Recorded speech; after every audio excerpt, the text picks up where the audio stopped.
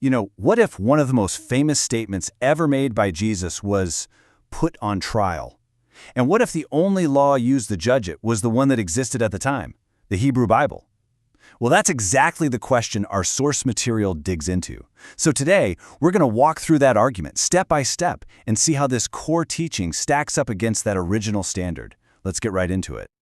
Okay, so this is the statement at the very heart of it all from the Gospel of Matthew.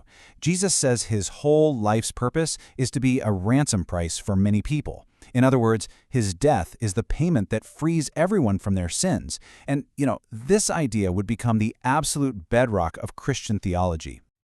And that brings us to the core question of this entire explainer. If we really put ourselves back in that historical context, where the only spiritual guide was the written Torah and the Hebrew prophets, how would a claim like this hold up? Our source material treats this whole thing like a legal examination, which is a fascinating approach. So, to even begin that examination, we first have to establish a baseline, right? Before we can evaluate what Jesus claimed, the source argues we've got to understand what the Hebrew Bible, the Tanakh, actually teaches about how a person gets forgiveness from God in the first place.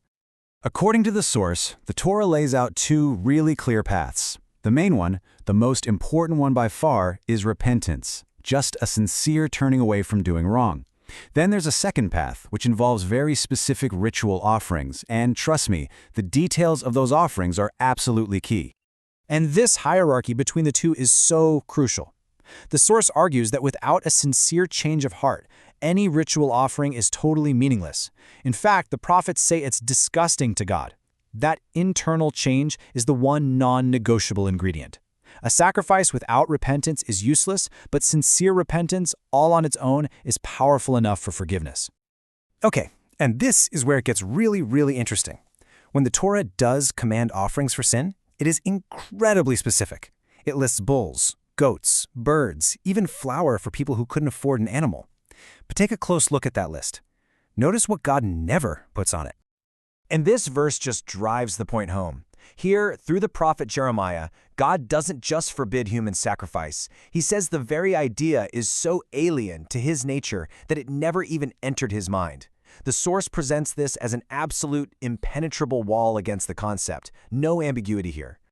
All right, let's move on to our next section and see how this all builds. Now we're going to directly compare Jesus' offering with the Torah's standards that our source material has just laid out for us. So this table breaks down the source's argument into three big contradictions. First, you've got the type of sacrifice, a human being versus a specifically commanded animal or flower. Second, the ritual, a brutal public execution versus a sacred, holy ceremony at the altar. And third, the entire foundation, the idea of a substitute paying for sin versus the absolute requirement of personal repentance from the sinner themselves. And this also applies to the whole idea of a New Testament or a new covenant. The source points right back to the original covenant at Mount Sinai, which was sealed with the blood of bulls. That, it argues, is the divine precedent. A new covenant sealed with human blood would be a direct violation of God's established law. Now, I know what you're probably thinking. You've probably got a few counter-arguments to all this. Well, the source anticipates them. So in this next section, we're going to tackle some of the most common objections and see exactly how the source responds. Let's start with the big one, right? The resurrection.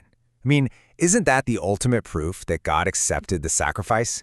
So what does the source have to say about that? The rebuttal here really has two parts. First, there's just no biblical precedent for this. When God accepted sacrifices in the Tanakh, the animals stayed dead, so resurrection isn't a known sign of acceptance.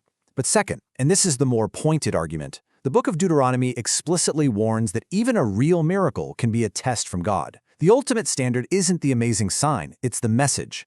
Does the message align with God's established law? That's the real test. Okay, fine. What about the famous prophetic texts? Surely passages like Isaiah 53 or the symbolism of the Passover lamb point directly to Jesus' sacrifice, right? Well, the source argues that if you read these texts in their original context, you get very different conclusions. For Isaiah 53, it points out that the servant is actually identified as the nation of Israel in the surrounding chapters. The Passover lamb, it argues that was a memorial. It wasn't even an offering for sin. And the whole story of Melchizedek, there's no mention of blood or sin or any kind of sacrifice at all. This is a common point you hear, that it wasn't murder, it was a voluntary self-sacrifice. So, does the consent of the one being offered make the act valid under Torah law? The source's answer here is a firm no. It argues that for an act God has labeled an abomination, like human sacrifice, consent is completely irrelevant. The prohibition is against the act itself. It doesn't matter who initiates it. And that brings us to our final section, the verdict. This is where the source pulls all of these threads together to deliver its conclusion, based purely on the standard of the Hebrew Bible. The source levels a very specific charge, using a term from Deuteronomy, a vessel of falsehood. Now, it's really important to understand, this isn't just an insult. It's presented as a legal definition for someone who claims to have divine authority but teaches things that directly contradict God's established law. And here are the specific charges all laid out. The source concludes that by teaching a totally new path to forgiveness, establishing a covenant with forbidden blood, leading people away from the Torah, and speaking with an authority that wasn't granted by God, Jesus fits the definition of a vessel of falsehood, as described in Deuteronomy. So, to just summarize the entire argument, from the perspective of the Hebrew Bible as the one and only standard, the path to forgiveness is sincere repentance. Period.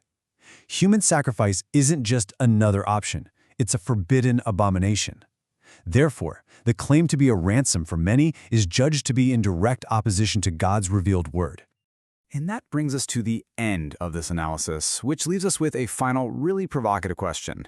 What happens when an ancient legal text is used to re-examine the very foundations of a global faith?